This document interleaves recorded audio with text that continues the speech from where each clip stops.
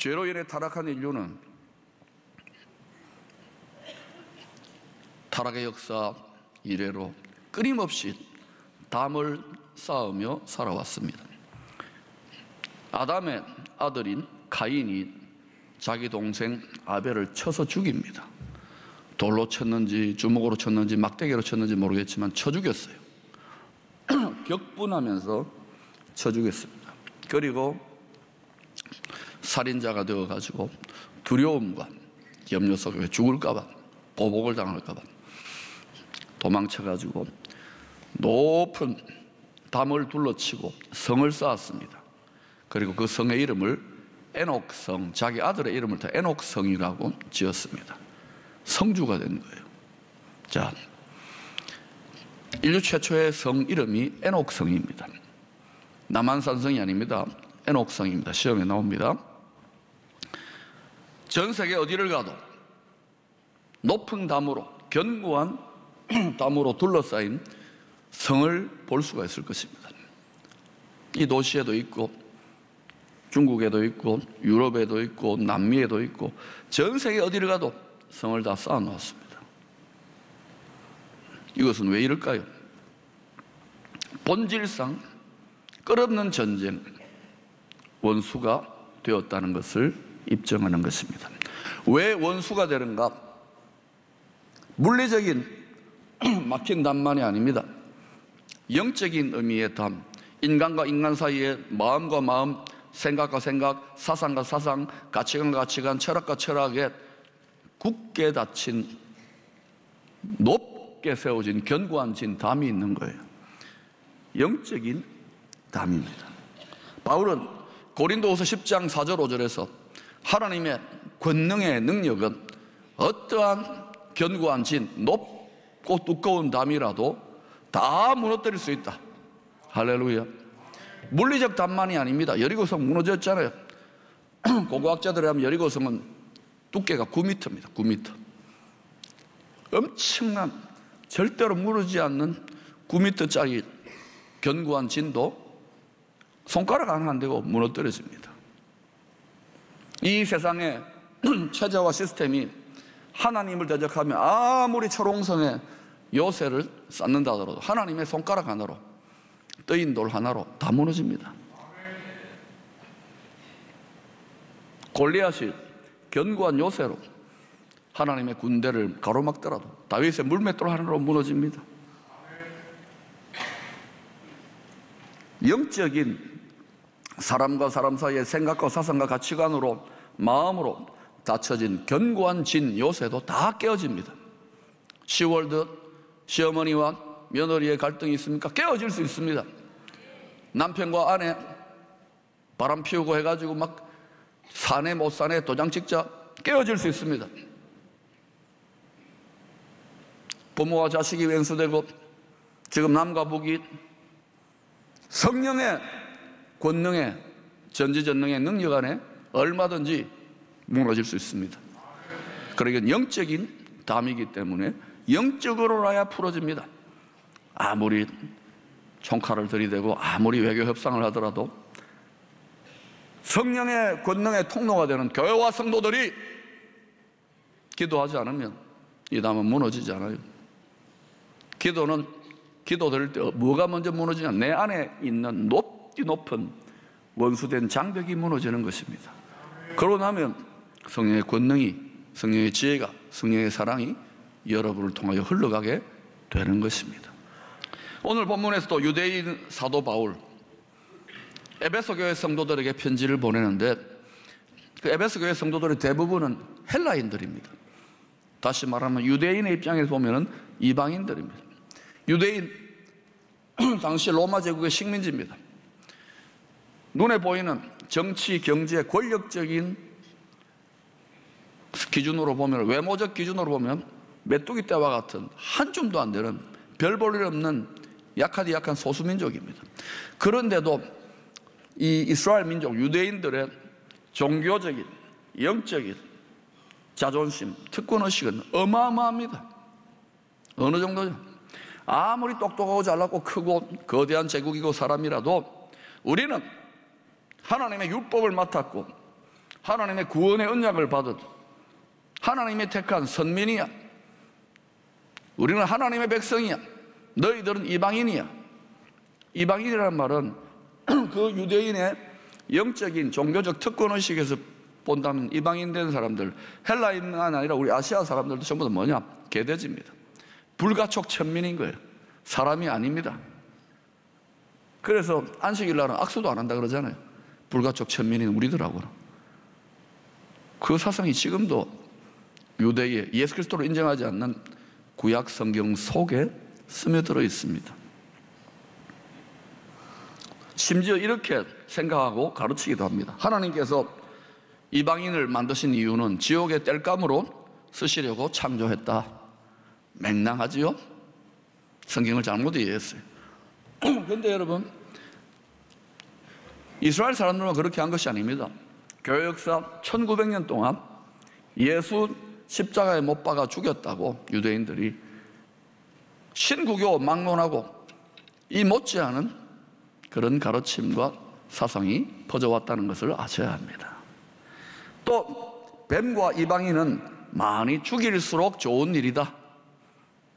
이렇게 서슴없이 말하고 강조해 왔습니다.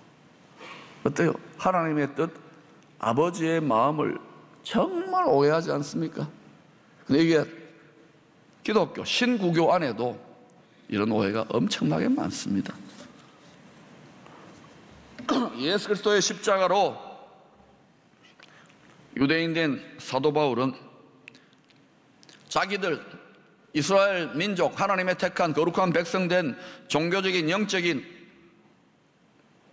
그 특권의 견고한 담을 예수 그리스도 안에서 다 허물어 버렸다고 혁명적인 선언을 하고 있는 것입니다.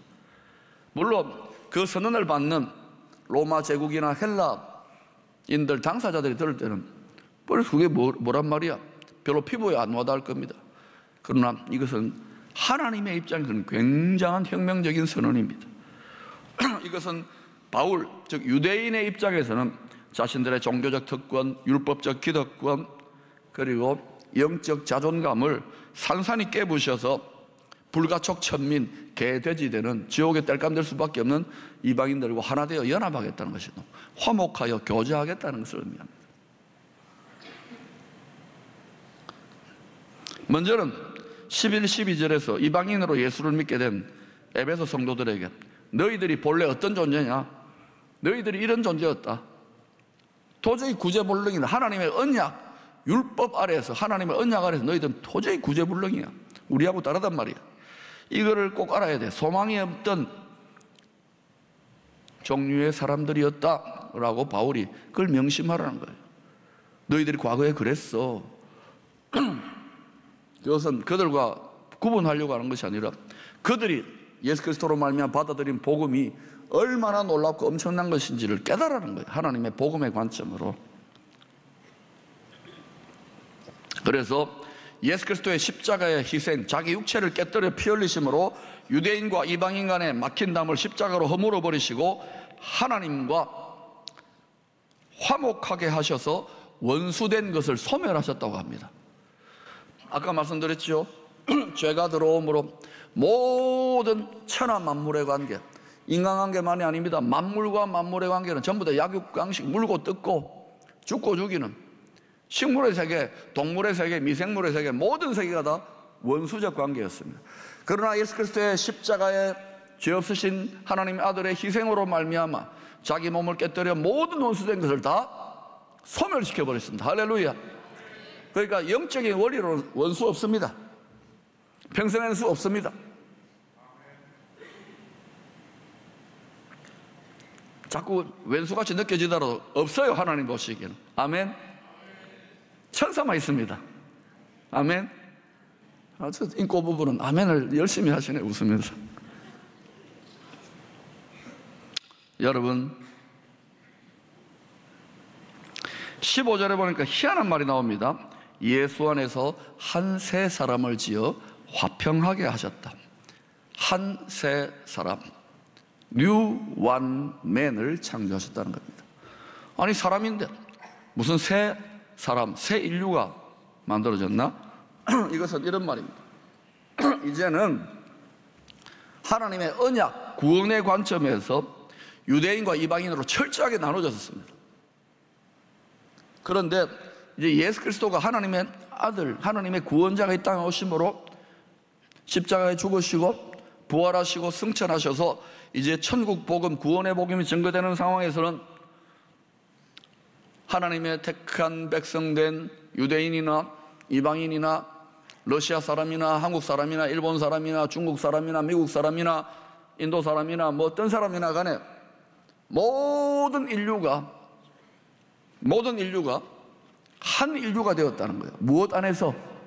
예수 그리스도를 믿는 믿음 안에서 새로운 창조물, 뉴 크리에이션, 신인류, 새 사람, 하나님의 자식이 되었다는 것입니다. 할렐루야. 초대교회 당시 예루살렘 성전에 막힌 담이 여러 개 있었습니다. 이것은요, 하나님께 나아가는데 하나님의 구속의 언약, 율법의 관점, 죄의 관점에서는 다 칸막이가 쳐져 있다는 거예요. 막힌 담이 있다는 거예요. 먼저는 이방인의 뜰과 여인의 뜰 사이에 막힌 담이 있습니다. 야, 보니까 성전을 보면 맹랑합니다. 유대 여인보다도 이방인들인, 개돼지 취급받는 우리는 이방인의 뜰입니다. 여호와 하나님을 믿어도 이방인의 뜰과 여인의 뜰 다음에 사이에 막힌 담이 있고, 그 다음에 여인의 뜰과 유대인, 여인은 그러니까 사람 취급을 못 받아서 죄송하지만, 요즘은 거꾸로 됐지만 어때요? 유대인 남자들이 거하는 여인의 뜰과 유대인 남자들의 뜰 사이에 막힌 담이 있습니다.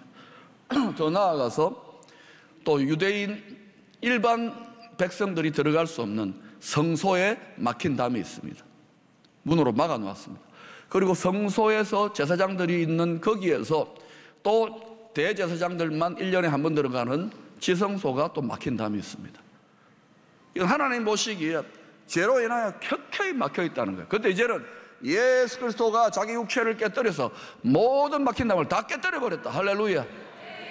그래서 누구든지 담대히 주님의 보혈의 피를 의지해서 모든 담을 다 꿰뚫고, 그게 물리적인 담이든 정치, 경제, 문화, 사회 어떤 담이든 인간의 심리적인 영적인 담이든 간에 어떤 경과지도 다 깨뜨리는 예수 그리스도의 보혈의 피에 전능의 능력으로 다 깨뜨리고 나아가게 되는 것입니다. 그래서 여러분이 약속 안에서 하나님의 은혜의 보좌 안에 하나님하고 직접 나아가는 자리까지 나아가는데 거칠 것이 없습니다. 여러분, 적용하세요. 사단은 이것을 알기 때문에 자꾸 방해합니다. 자꾸. 그때 어떻게 됩니까? 자, 손 들어보세요. 시작. 툭툭. 손 한번 더 들어보세요. 자, 시작. 툭툭 치면서 나가세요. 이게 방해구를 알아야 돼요. 마귀는요, 세퍼레이터, 분리하고 이간질하는 자이기 때문에 제일 먼저 사람과 사람 사이도 있지만 하나님께 가까이 나는 걸 제일 두려워합니다. 하나님을 가까이 하여 아는 자는 강하여 용맹을 떨치고 승리하기 때문에 마음을 다해 힘을 다해 뜻을 다하여 목숨을 다하여 방해합니다. 그럼 우리 어떻게 돼요? 거꾸로 하면 돼요. 할렐루야. 히브리서 4장 16절은 이 사실을 이렇게 증거하고 있습니다. 여러분 읽어보십시다. 시작. 그러므로 우리는 긍휼하심을 받고 때를 따라 돕는 은혜를 얻기 위하여 은혜의 보좌 앞에 담대히 나아갈 것이니라. 참된 예수 그리스도의 복음이 증거되는 곳에 모든 장벽, 모든 차별에 막힌 담이 무너지게 되어 있습니다.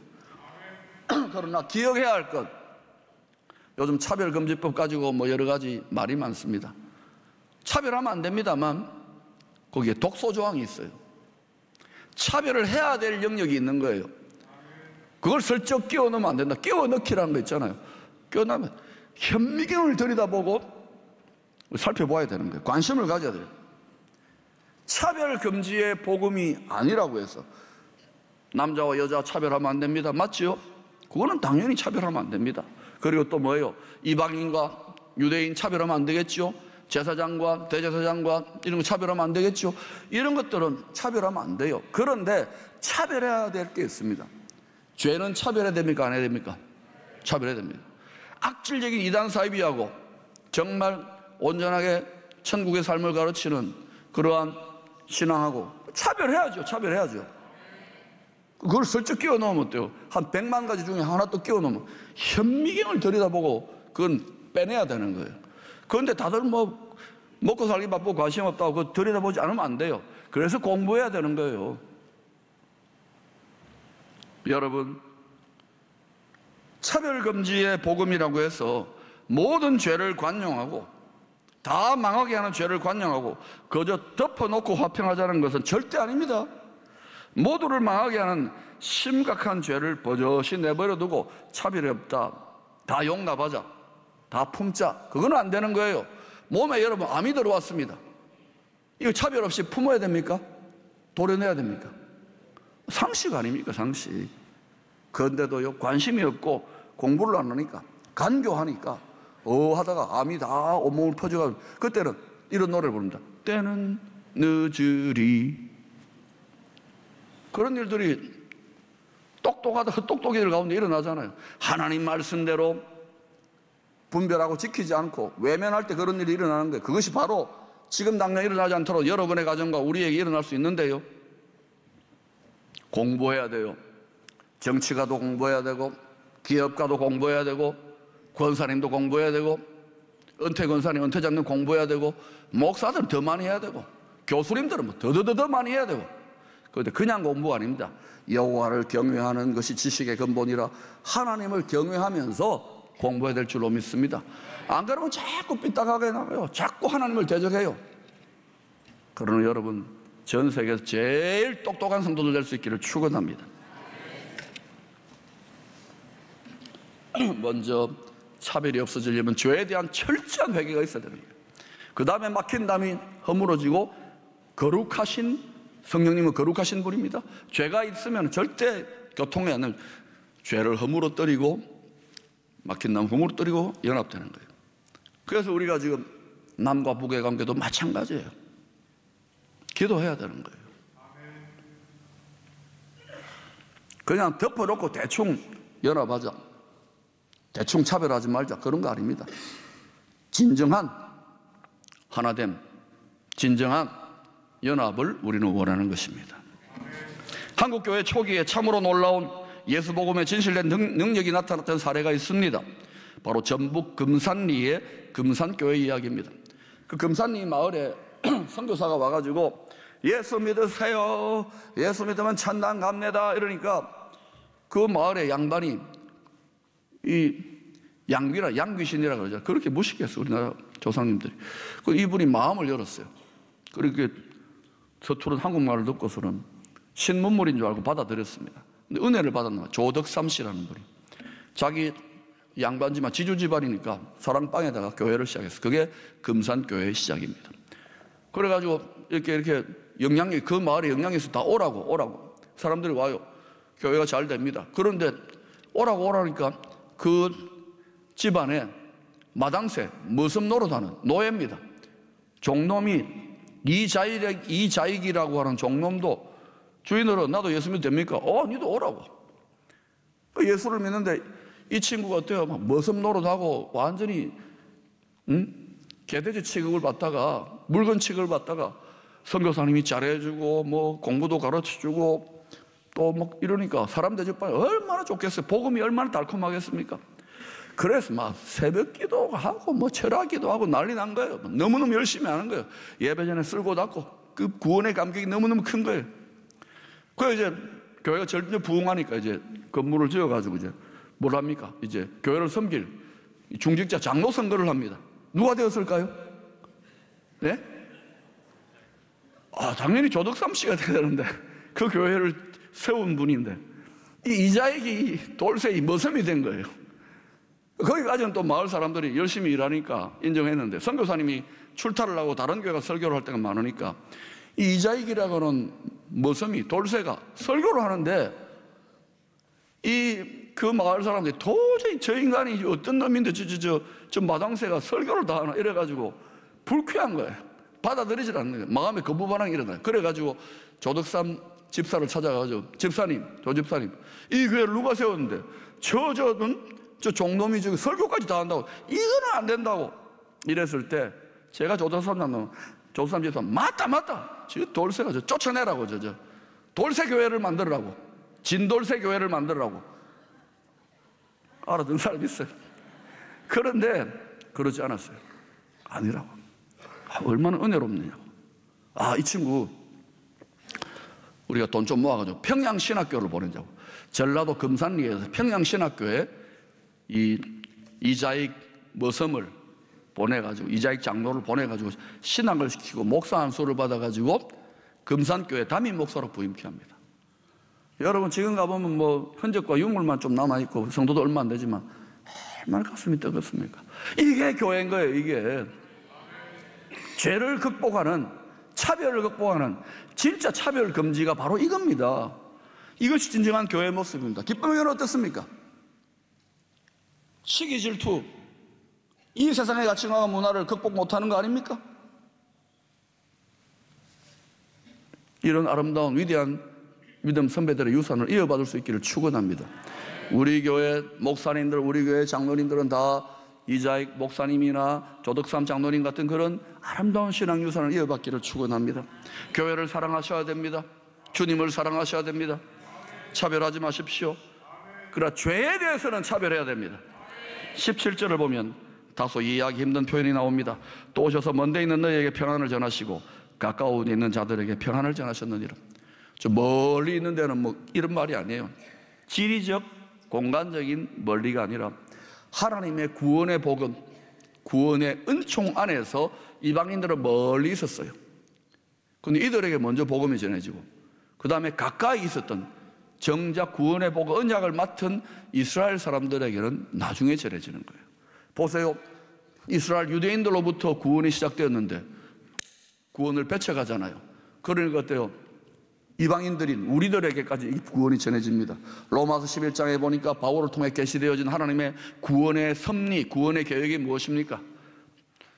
정작 택한 바 된 언약의 백성, 이스라엘 백성들이 구원의 복음을 뺏어감으로, 그들이 강팍하게 문을 닫음으로, 견고한 담을 쌓음으로 말미암아 이 생명수가 갈급한 곳으로 흘러가는데 그 이방인들에게 흘러가요. 갈급한 곳으로 흘러가요. 갈급한 곳으로 흘러가서 그것이 한반도까지 왔습니다. 할렐루야. 그리고 또 갈급한 곳으로 흘러갈 거예요. 사랑하는 여러분, 주님이 분명히 말씀하셨어요. 내가 세상에, 마태복음 10장 34절에 내가 세상에 화평을 주러 온 줄로 생각하지 말라. 화평이 아니요 검을 주러 왔노라. 영적인 싸움이 있고, 아까 간증하셨죠? 영적인 싸움이 있고 평화와 화목과 샬롬이 있는 거예요. 그냥 가족관계가, 그냥 남편과 아내가, 그냥 시월드가, 그냥 엄마와 딸의 관계가 회복되는 게 아닙니다. 생명 다하여 피 흘리기까지 그런 심정으로 자기의 자아를 죽이고 원수를 사랑하는 마음으로 끌어안는 영적인 투쟁, 영적인 싸움을 통하여 천국의 샬롬이 임하는 것입니다. 낭만적인 샬롬, 낭만적인 평화를 기대하지 마세요. 지금 평화가 막 진행되는 것 같지만 이것이 혹시라도 진정성 없는 평화 공격이라면, 평화 공세라면 어떻게 하겠습니까? 그래서 이 부분에서 이 보이지 않는 막힌 담을 깨뜨릴 수 있는 유일한 능력은 성령의 권능이기 때문에, 성령의 능력이 나타나게 되기 때문에 기쁨의 성도들은 깨어서 더욱더 기도해야 되는 것입니다. 새벽에 나오시는 하나님께 나올 수 있기를 축원합니다.